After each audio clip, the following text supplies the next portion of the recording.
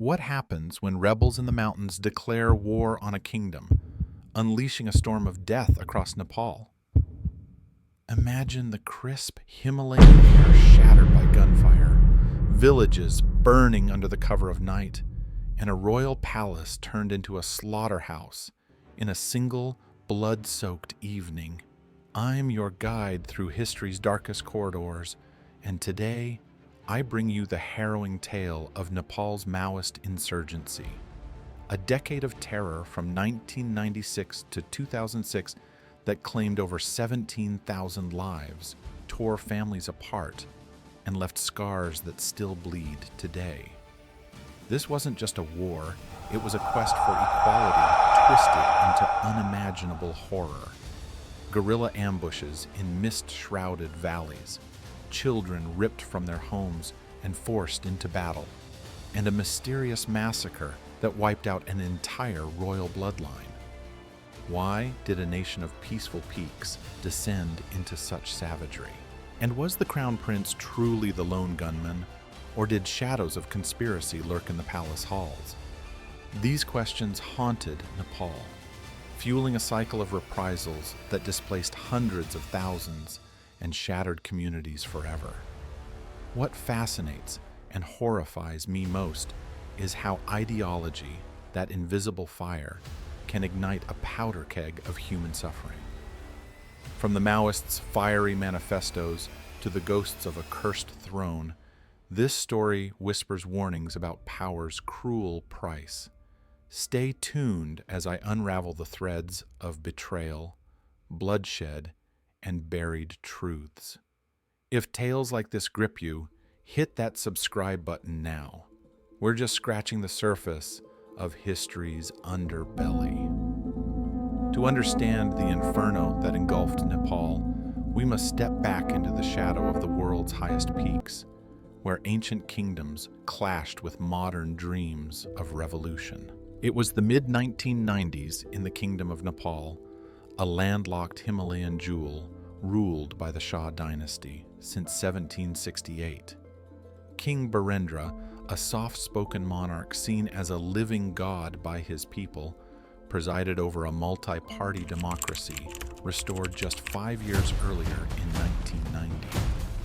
But beneath the prayer flags and terraced rice fields, inequality festered like an untreated wound. Over half the population scraped by on less than $1 a day, land barons hoarded vast estates while peasants starved, and ethnic minorities, Tamangs, Magars, Tharas, faced systemic discrimination that echoed colonial ghosts. Enter the spark. The Communist Party of Nepal, Maoist, or CPNM, led by the enigmatic Pushpa Kamal Dahal, known as Prachanda, a former teacher with a steely gaze and a vision forged in the fires of Mao Zedong's China. Flanking him was Dr. Baburam Bhattarai, the intellectual architect, whose pen was as sharp as any bayonet. These weren't fringe radicals. They channeled decades of frustration from failed communist uprisings in the 1960s and 70s. Nepal's isolation bred resentment too.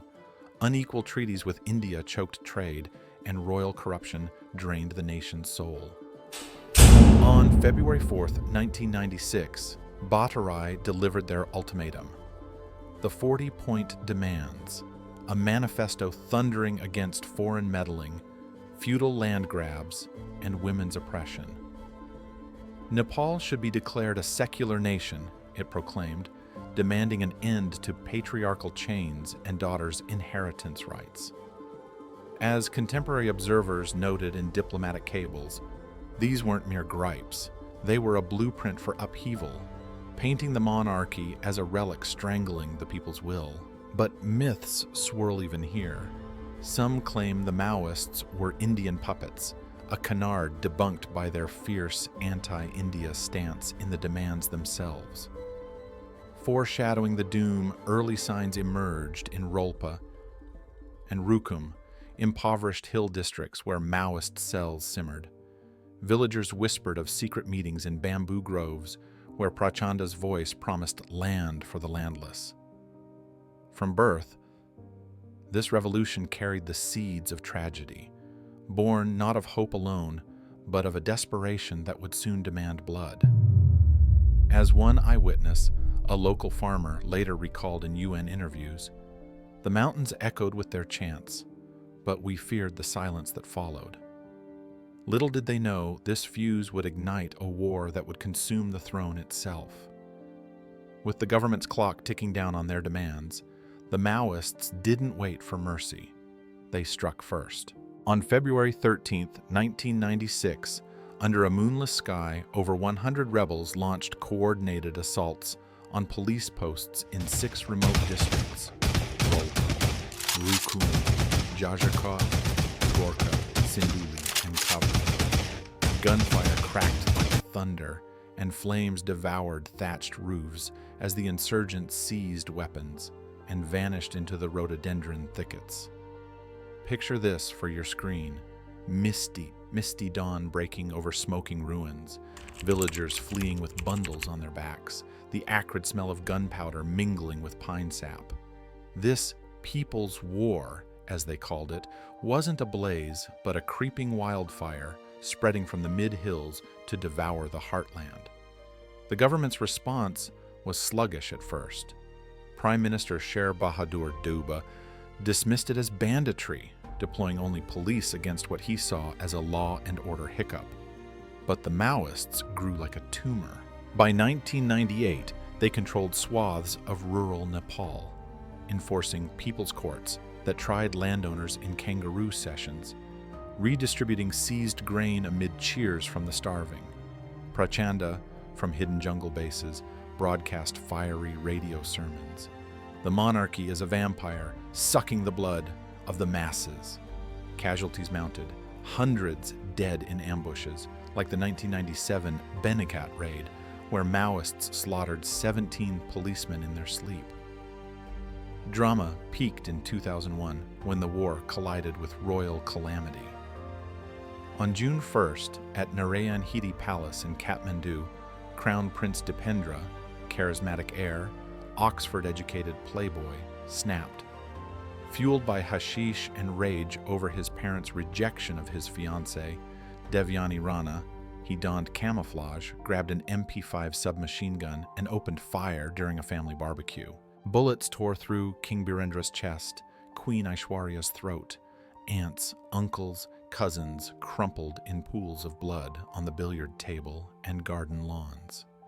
10 royals dead in minutes, Dipendra turning the gun on himself, his body crumpling amid the jasmine blooms.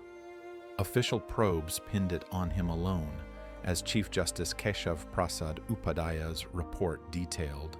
The prince, in a fit of intoxication, committed the act. But whispers of conspiracy echoed, why did Gyanendra's family survive unscathed? Was it Indian spies silencing Birendra's pro-Maoist leanings, or CIA hands stirring the pot? Debunked by forensics showing Dipendra's fingerprints on every weapon. Yet the mystery fueled Maoist propaganda, branding the palace a den of traitors. Gyanendra ascended, but the throne wobbled.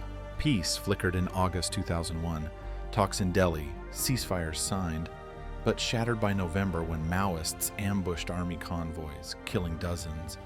Deuba declared emergency. The Royal Nepal Army mobilized, backed by $12 million in U.S. rifles. Battles raged. The 2002 Lisnalek clash left 100 Maoists dead in fog-choked passes. Gam village burned, its 40 defenders massacred. By 2003, a brief truce crumbled into bombings. Janakpur's markets ripped apart, 15 innocents shredded in Kotang. If you're gripped by these peaks of peril, pause here and subscribe for more dives into history's abyss. Your support keeps these stories alive. And check my Patreon for exclusive timelines on Nepal's forgotten fronts. Why did it escalate so viciously? Ambition blinded both sides. Maoists dreamed of a Red Republic, the crown of divine rule. Effects rippled.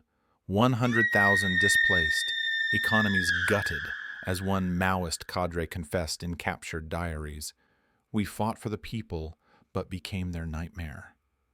The war's heart of darkness pulsed in 2004-2006, when ideology devolved into orgy of atrocities, each side mirroring the other's monstrosity in a dance of death. Envision the terror: security forces storming villages at dawn, dragging suspected sympathizers into damp barracks where screams mingled with the drip of monsoon rains. The UN's Nepal conflict report lays bare the horror. Over 13,000 slain, while 300 vanished into black holes of state terror. Under international law, the government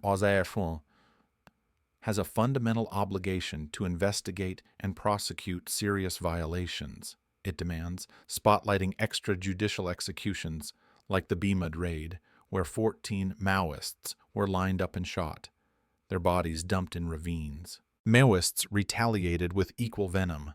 Forced recruitment scarred the young. Children as young as 10 press-ganged into militias, rifles heavier than their frames. In Ramechhap, 39 rebels perished in a 2003 clash, but not before torching schools and beheading informers in public spectacles, their heads hoisted on poles as warnings. As the report quotes a survivor's testimony, "They came at night, took my son, and when he resisted, they beat him until his bones cracked."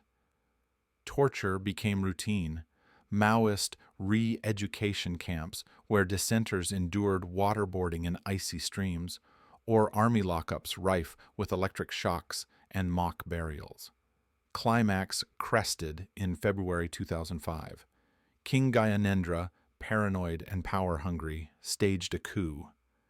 Tanks rumbled into Kathmandu's streets, parliament dissolved, ministers arrested in their beds.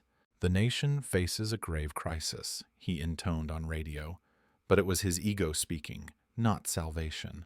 Protests erupted, thousands chanting against the Dog King, met with tear gas and bullets. Maoists seized the moment, intensifying ambushes. In Calicut, 65 guerrillas fell in a February firefight, their bodies mutilated by vengeful troops. Tension built to a fever in April 2006. The People's Movement, a 7-party alliance, flooded streets with 300,000 souls. Security forces fired into crowds, 17 dead in one day, blood staining Durbar Square's cobblestones.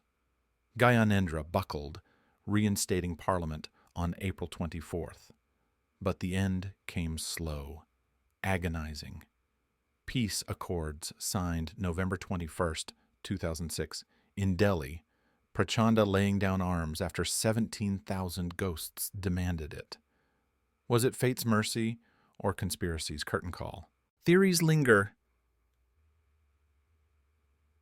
Did Gyanendra's missteps doom the crown, or did Maoist moles in the palace pull strings? Evidence points to chaos alone, yet the question haunts. In the fog of war, who truly pulled the triggers? From the ashes of this Himalayan holocaust rose a republic in 2008, the Shah dynasty dethroned after 240 years, Prachanda even serving as prime minister. Nepal's federal constitution of 2015 redrew maps along ethnic lines, granting voices to the silenced. But scars persist. 1.3 million landmines uncleared, widows begging in Kathmandu's alleys, PTSD haunting ex-fighters. Modern views romanticize the Maoists in films like Chithi, but Hollywood and Bollywood gets it wrong, glossing over the child soldiers and village raisings as freedom fights, ignoring the UN's tally of mutual barbarity. In my opinion, this war teaches a brutal truth. Ideology's blade cuts deepest when wielded by the desperate. What do you think? Could Nepal's terror have been averted with bolder reforms? Comment below, your thoughts fuel the dialogue. Yet, amid the ruin, resilience gleams, communities rebuilt, women empowered in new parliaments, a democracy forged in fire. It's a cautionary echo. Power's pursuit can shatter nations, but from the shards, new worlds emerge. In the end, Nepal's decade of terror reminds us that revolutions born of righteous fury can birth monsters, leaving blood on the Himalayas that no snow can wash away. But from that crimson snow, a resilient republic flowered, a tragic testament to humanity's unyielding spirit. Thanks for joining me on this chilling climb through history's shadows. If it moved you, like this video, share it with a fellow seeker, and subscribe for more tales of tragedy and triumph. Next up, the cursed lovers of Versailles. Your support means everything. Hit Patreon for bonus deep dives or binge my insurgency playlist. What royal mystery should I tackle next? Drop it in the comments. Keep questioning. Keep learning. Until then, stay haunted by the past.